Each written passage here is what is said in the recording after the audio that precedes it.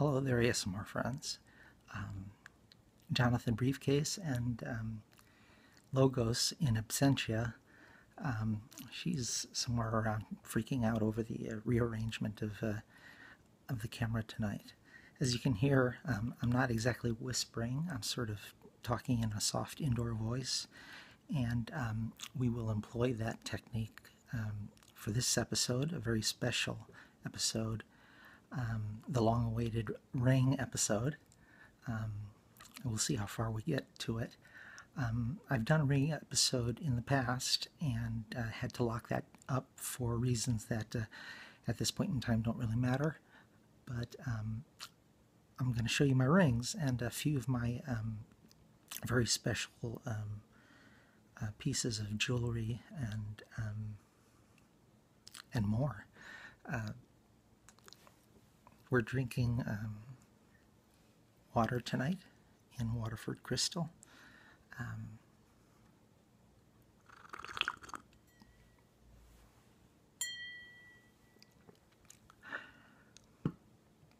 Sometimes water is just right. And as you can see, here we have our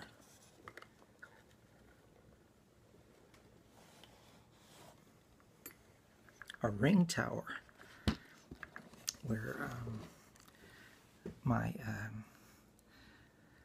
rings and more are readily available. And it occurred to me that in the build-up for this episode, I think a lot of people will who have been interested about the rings will have a certain idea about their understanding after the episode is over. I don't know that you're going to get too much in the way of why this ring is significant to me, or why I choose to wear this ring, or why that ring is an essential part of who I am, that you may or may not have discerned at this point. And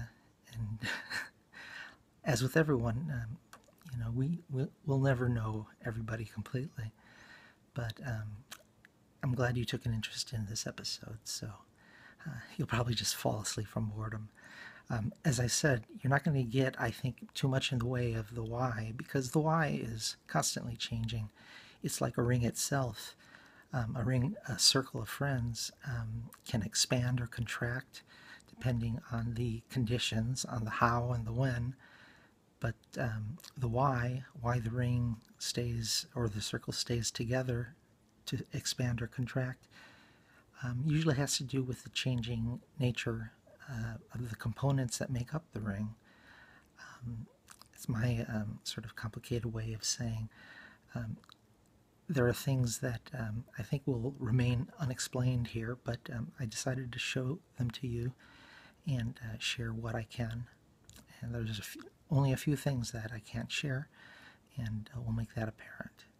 So let's get on with this episode.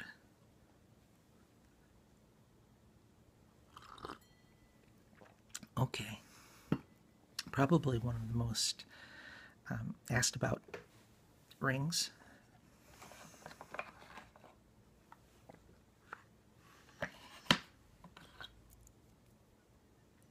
is this beautiful blue Swarovski ring.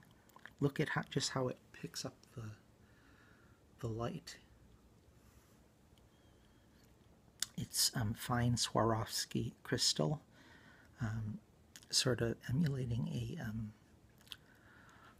not a ruby, but a what is the blue stone? Not an emerald. As you can see, it refracts the light very nicely, and it's the Swarovski collection has this, and I am also in possession of more Swarovski gifts that are in the shape of a ruby and a crystalline star, or I'm sorry, a heart. But this is the Swarovski.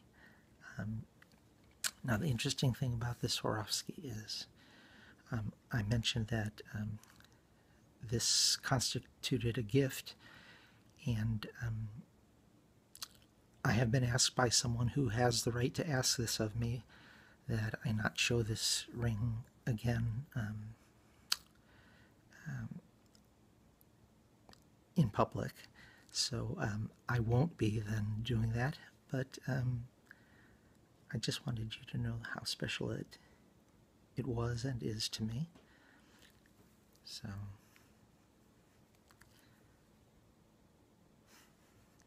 put that aside. All right, what have we next? I hope this isn't too boring. Okay, these are two more of the things that we won't be able to speak as freely on. Suffice to say, in this one cubby hole are some items that, as far as public knowledge or any discussion or awareness beyond myself, I consider this a sealed document, and the case is closed on this. So I'll show it. I'll show the items to you, and I'll tell you what they are, and then we will seal this away, like they do at the end of Raiders of the Lost Ark. Okay, what we have here is two wedding bands. One very simple gold. I think it's 10 or 14 karat gold wedding band. And another one with three. This is silver with three very small diamonds in it. And it's engraved on the inside. We're not going to talk about this, but they are two wedding bands, and I wanted you to see them. This you've already seen. It's sort of a wedding band. When I was about 2, and my dad, early on in his being in a mental hospital back and forth during my childhood, he would work on occupational therapy while getting his mind right. And he made this for my mom by hand, a silver ring, in occupational therapy in the mental hospital. And after they got divorced, my mom said she didn't want it, and did I want it? So of course I took it. It was one of the few things that I have from my dad. It's just a silver ring. But as with the wedding bands, this will go in the sealed file. But I want you to see it. Oh, as you can, I don't know if you saw that. I'm not other than a gold bracelet. No rings on tonight. Oh, this is quite nice though. This was a gift. This is very good gold from Florence, Firenze, Italy. It's 18 karat. It's very heavy, and I think it's only been off me twice. One time in the hospital, and another time. It was a gift. Okay. These rings are, you know, I really don't have enough fingers to wear all the rings. But these are rings that are chivalric in nature, and I'll just mention that they represent orders of chivalry and fraternity. And this one in particular is a favorite of mine, as is this. And that one is very similar to this one, but with a different background.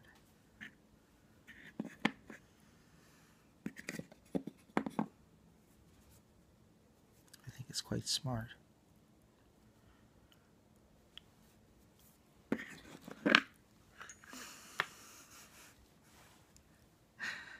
This feels so strange. I feel I should be whispering. Hi, logos. Hello, ASMR friends. But, little change of pace. Oh, I wanted to mention also, there's this, he's not an ASMR artist. He's a YouTube artist. He does fast food reviews, and really interesting individual. I just came upon him. He looks like Sheldon from The Big Bang Theory. My mouth is dry. He looks and sounds like Sheldon, but he dresses much better, almost always in vintage double-breasted suits and a tie. But he does very interesting and very brief fast food reviews. But he is very singular in his, well, the same could be said of all of us, but I feel I can almost do an imitation of him. I don't know his real name. I think he goes by the username Review of the Week, but I know a lot of his considerable subscribers, for whatever reason, refer to him as Review Bra. So it's either Review Bra or Review of the Week, but he'll start every episode in a very formulaic way, sort of as I do, and he'll say, "This is Running on Empty Food Review," and he'll go on about fast food, and he'll take a few bites, and someone mentioned in one of the comments that what makes him interesting is he seems much more interested in the actual act or ritual of eating fast food than in the actual enjoyment or taste. Who am I to say? Maybe he loves the heck out of it. But very interesting.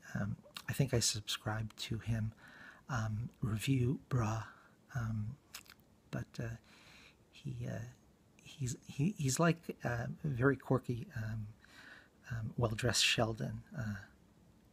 Food review. So I'm going to work on my my impersonation, and as they always say, impersonation is the sincerest form of flattery. So let's see. Two I'm not going to show, just because they're not very interesting.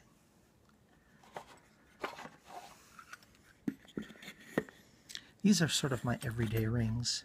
They're very significant to me, but I wear them almost daily. This is a basic Master Mason Masonic ring.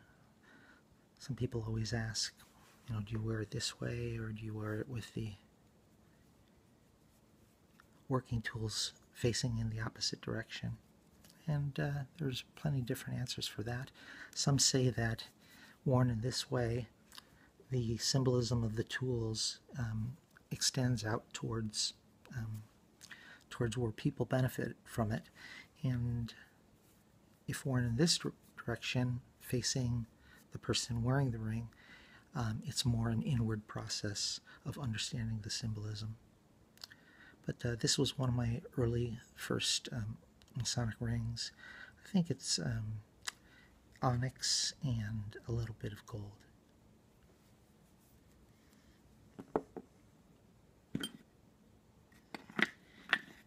This is my usual everyday, I think it's 10 or 12 karat Masonic ring. You've seen this, I'm sure, many times before. I usually wear it on my other hand. It's not too heavy. It is gold, but it's not too heavy, and it didn't cost an arm or leg either.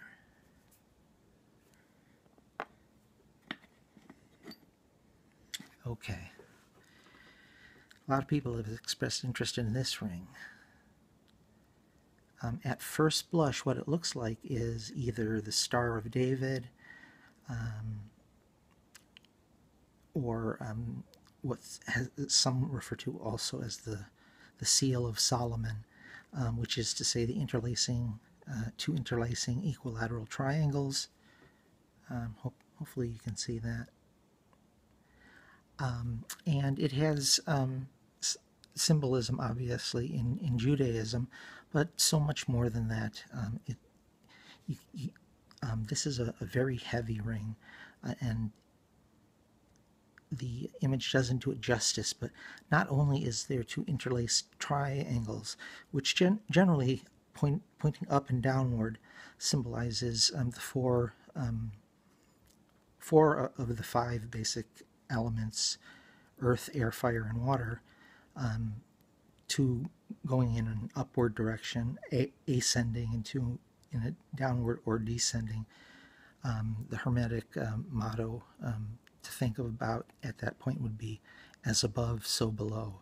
Everything that is manifest above has its equal in our earthly nature, and everything that is earthly about us has its expression in that which extends beyond us. Basically, we're talking about alchemy. This is an interesting ring. It was a gift.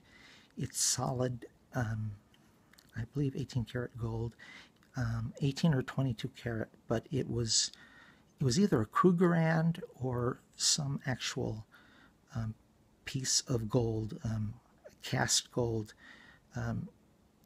The person who gave this to me had it cast and melted down and gave it to me. So what you see here beside the six-pointed star is also an equilateral, right in the middle, an equilateral cross signifying the four cardinal directions. And then you see a six-sided hexagon surrounding the symbols there. And then finally, the whole thing is surmounted by a perfect circle. So the import of this ring really speaks to a fully systematized way of looking at the elements of nature, and when you look at the circle, or the point in the very middle of the circle, it helps you determine one's relationship with that which is beyond you, which some might call God, or that which is within you, which some might call soul. There is a philosopher, French philosopher, who lived in the late 1700s, during, I believe, the French Revolution. He was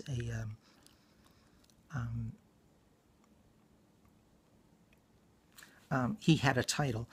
His name was Louis-Claude de Saint-Martin, Louis-Claude de Saint-Martin, and he was a esoteric, though he was a important person in his daily life, he was very much interested in esoteric forms of Christianity and the work of theosophers like Jacob Boehme, the theosopher of Gorlitz, who was essentially a shoemaker, and as he was making a pair of shoes, the glint of light coming off the shoes opened up this world of enlightenment onto him, and Louis Claude de Saint Martin was a big follower of Belmay and Swedenborg, I believe, also, and Emanuel Swedenborg. Long story short is there are certain orders, I guess you could call them fraternal orders or societies, that study the works, the very simple works called the Path of the Heart of Louis Claude de Saint Martin. And it's perfectly exemplified in this very nice ring. And lastly, among my daily rings, this, as you can see, it has the Greek Christian symbols there of the Alpha and Omega, the beginning and the end on each side, and then the Chi and the Rho, the Greek characters that signify Christ or the Logos or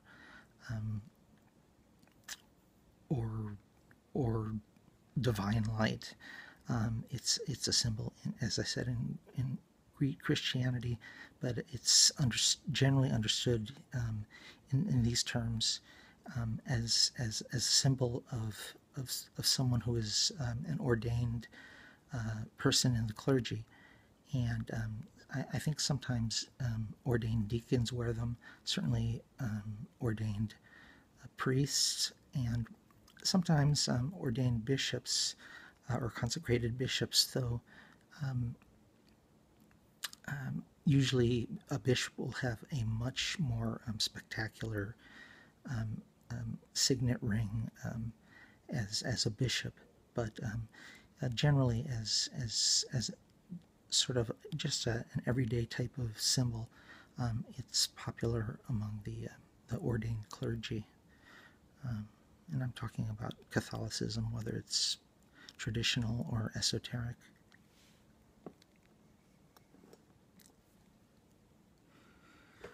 Let's see, we're getting down to the wire here. There's many, many more rings, but I just don't want to bore you. Here's my first ever Masonic ring. It's an interesting story. When I first became a Master Mason, and that's now 20 years ago, as of next month. This is just a little stainless steel Masonic ring. When I first became a Master Mason, I wanted to get a ring, and I found I was just online, I think, in 1996 or so, and I met a Master Mason who was a retired military officer, and he was an expert in machining, creating things out of metal. And so for it was almost free. Essentially, this kind gentleman saw how excited I was about being on my path, and he for I think maybe $10 or $20 he made this for me, and it's simply wonderful. I will always thank him and remember him. Thank you, brother. Let's see. I think I've shown this before. This is a Masonic coin with the symbols of the working tools, and I'm not going to show you the specific dates, but the dates of my 3 initiations up into the Master Mason part of the Blue Lodge.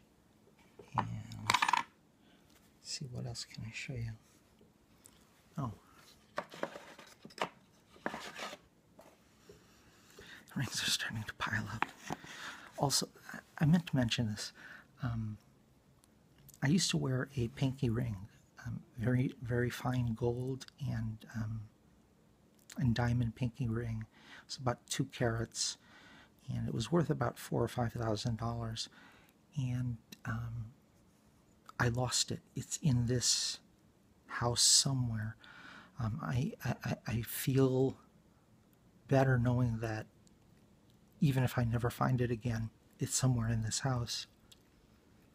But it also bums me out that I have, you know, a $5,000 ring that that I can't wear. So.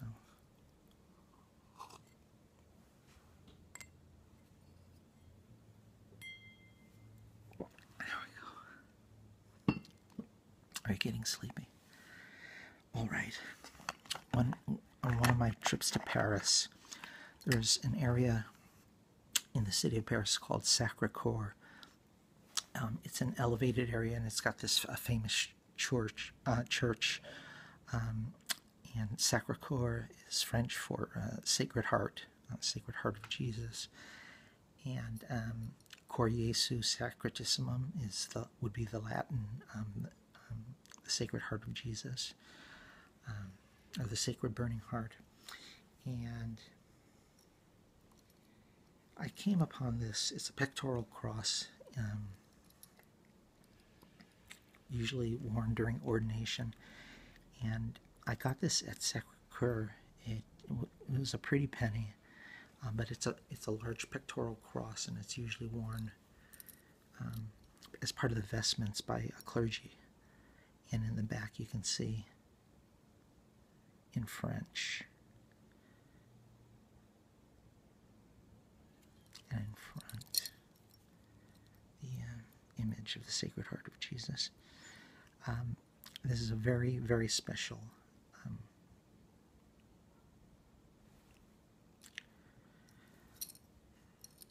it's very special to me.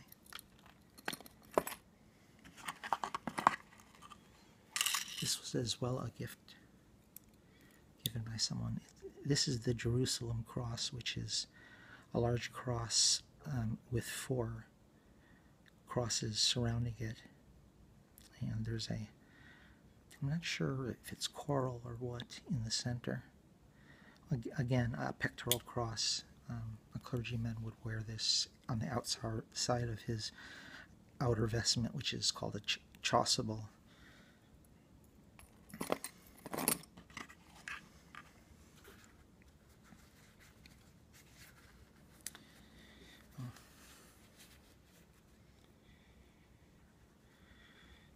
There's a certain fraternal order that the image of the rose being born upon the cross is very special, and you can see here the symbolism there. It's a very tiny, lovely piece, and I like to wear it sometimes.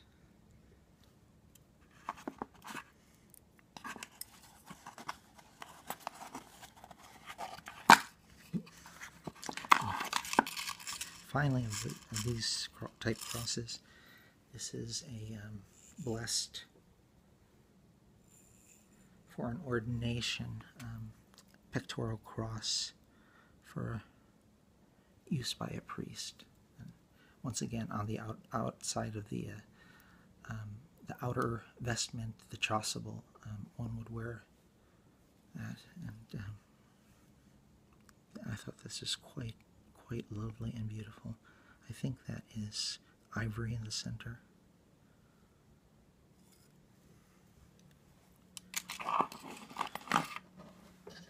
Moving on. Empty box. Okay.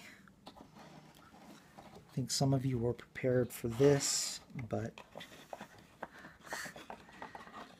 there's still a disappointment to be had. You all, or some of you, know what this box is.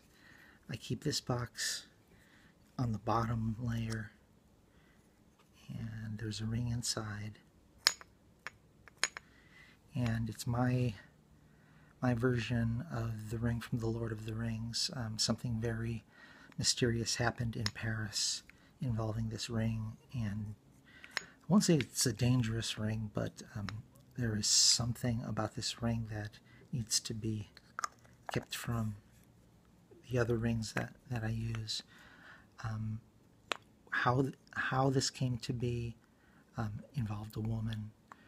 When it came to be, involved when I was much younger, and why it came to be. I'm not prepared to discuss this quite yet, but there's the precious. Precious. I can't do it. Oh, that was horrible. Someone's got to teach me how to do that. Precious. Precious. So that goes back into the dungeon. Well, I think I told you a few things that maybe have piqued your curiosity, or maybe it just annoyed you. There's some things that I think if I were to meet you in person and you saw me wearing the ring, it would be much easier to explain to you the significance of many of these rings to me, and why I own them.